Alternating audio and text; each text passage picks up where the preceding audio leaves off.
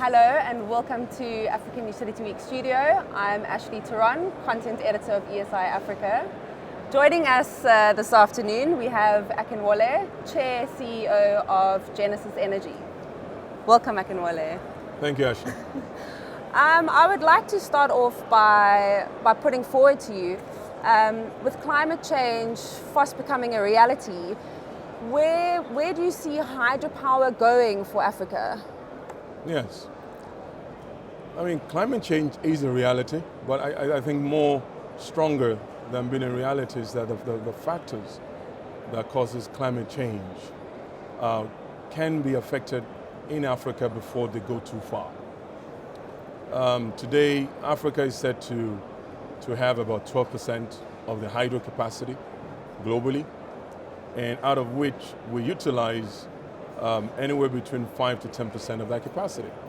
So we have thousands of miles of waterways across Africa, north to south, east to west, and the potential is quite enormous.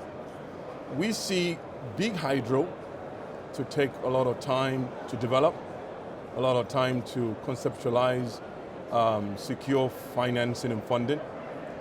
And added to big hydro is the fact that you then need to build huge transmission networks to connect various communities or countries to this huge infrastructure called hydro plant. But there are multiple solutions for small hydro. The multiple waterways, rivers, streams that go past thousands of communities. So we see small hydro is very innovative, practical, competitive, and certainly with a multiple project deal flow, they will assist Africa to leapfrog from biomass, cutting down trees, burning them and increasing more carbon emissions. And so we see small hydro as a bridge power in the short term and as well as in the long term. And do you think that we're seeing enough of this small-scale development? I don't think we have. So I was reading a report recently by the UN that stated that we have about 588 small hydropower plants in Africa. And I just stated that we have less than 10% utilization of our resources. And so everyone is focused on thermal plants. We're focused on building gas to power, we're building HFO, largely because the technologies for new hydro are just becoming more visible. You have the Norwegians developing small hydro solutions. We have multiple American companies, Chinese companies. This small hydro technologies are becoming more modular. So, of course, alongside small hydro is, grid-based and also micro solar grids. So these solutions, over the past 4 or 5 years, are becoming more visible to the viewing public and all the key stakeholders in the power sector. And it's said that the African population is said to double by 2050. Yes. Therefore, there's definitely going to be a huge increase in a demand for potable water. Correct. How are we going to see the demand with energy and this type of water need? Are we going to see, is it going to be a struggle? I think we'll be a struggle. Sometimes I'm sitting back in my desk and I think about some of these reports, population growth. And one of it was, again, by the UN report that was released in August last year. It said about 2050, the population of Africa will become 2.25 billion people. And year in, year out, the population will continue to grow at a 10% rate. Today, we don't have we have less than 30% of sub-Saharan Africa electrified, and yet the population is growing. And the population is growing. As much challenge we have in power, we also have in potable water. There's been a lot of focus on the challenges in power. Less light is being put on the challenges of water. Now, but majority of sub-Saharan Africa live in these rural communities. Many of the burden that is borne by these communities is borne by women. They have to go travel kilometers to go and, with buckets on their head to go and find water, displacing productive engagement of their time. And they also have to drag along their children So these kids are therefore distracted from being able to get education, distracted from being able to contribute meaningfully in the near future to their communities. So we see that there's going to be, in the short to medium, a lot of conflict between water for power and water for irrigation, and as well as water that is potable to promote sound human well-being. Why do you think there's been less of an emphasis on the need for drinkable water? And it's been placed mainly on water needs for energy. Right.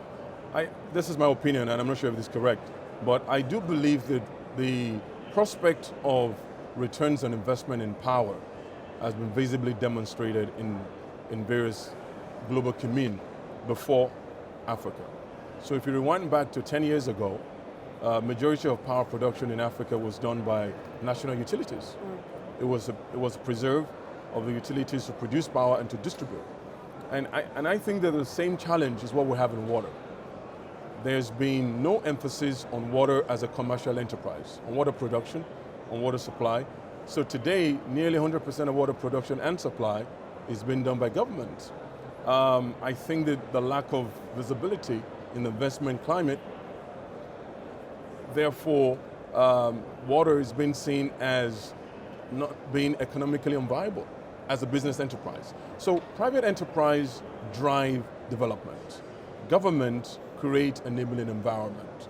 That role needs to be exchanged also in the water sector, where government needs to put policies in place to both encourage and increase investment by the private sector in the water production and supply. So we should then be seeing a lot of more input coming in from the private sector, especially in terms of the technology and technology developments. I think that the good thing about water production is that it's been here for thousands of years. The technology on the rudimentary level, technology on the scientific level, they're in multiple dimensions, they're out there. Now, can these technologies be better combined by private enterprises? Can we, for example, encourage government to put in place policies that would encourage investment into the sectors? And therefore, these technologies that are already out there can then be attracted to come into Africa to produce private water supply, and all along the value chain of water production, supply, revenue collection, the private sector can then play a more visible role. But tomorrow you're speaking, you're addressing an audience around climate risk management and resilience. What are some of the key points that you want to get across to the audience? Yes, I think that this is you sneaking in on, so it's called, what's it called? It's called plagiarism, is that what it is? But anyway, listen, so climate change as a real concern will affect African continent more. Further down the line on carbonization, Africa is not yet there compared to the rest of Europe, America, or even China, for example. Now, so we'll be talking about, how can we better improve energy efficiency, so therefore reduce the amount of electron that's demanded through efficient management and efficient use of appliances. How can we decarbonize existing pollutants? South Africa being a case in point, coal to power and so on and so forth. And I understand that the government here, there's a new regulation to actually discourage increase carbonization. And you can actually get credit under the clean mechanism development, CDM, for more efficient and more climate-friendly energy efficiency solutions. So we'll be talking more about how this can play. Listen, people would always invest, or people will pay attention to where their self-interest is protected. If we can encourage more knowledge out there of how people can monetize decarbonization, of how much money they can save by being more energy efficient, and if we can put the product out there for people to actually buy, I think in a process of time and with constant engagement. So we'll be talking about how we can best achieve this. So going back, or touching on the knowledge, do you think that people are in denial a bit of climate change? people's mindsets maybe aren't geared to accepting new energy efficient technologies, adapting their behaviors, and this is from your residents to your utility. I think in Africa, it's not a question of denial. People are not even just worried about it. You know, the basic physiological needs of most Africans are not yet met. So they're paying most of their attention to the basic needs: housing, transportation, healthcare, security. They don't really have this time to worry about big picture. So I would say that education is critical. And this is where government has a key role to play. This is where the private sector, or the biggest corporate in terms of carbonization in power production, fossil fuels and so on. You know, this is where there is a corporate social responsibility requirement to better engage in dissemination of this information and encouraging people and encouraging communities where you operate, you know, to be more environmentally friendly and to be more environmentally conscious. So just for some blue sky thinking, Yes. where do you see Africa's energy sector in the next 5 years? So I love blue sky because blue sky, it's, you know, enables you to dream. So I see France has just passed a law in November last year, or should I say the French Parliament, to see France over the next 5 years become 100% renewable. Now, in Africa, we have all it takes to leapfrog to 100% renewable capacity. So 5 years, 10 years, do we see more hydro, small, big? Do we see more solar? Solar is becoming more cost effective, more competitive, more reliable. Do we see more solar? Should we downsize the need to plug into heavy fuel, less gas, or put it on combined cycle? So blue sky for me would be a continent that is rule-based. So government are also rule-based. They respect contracts.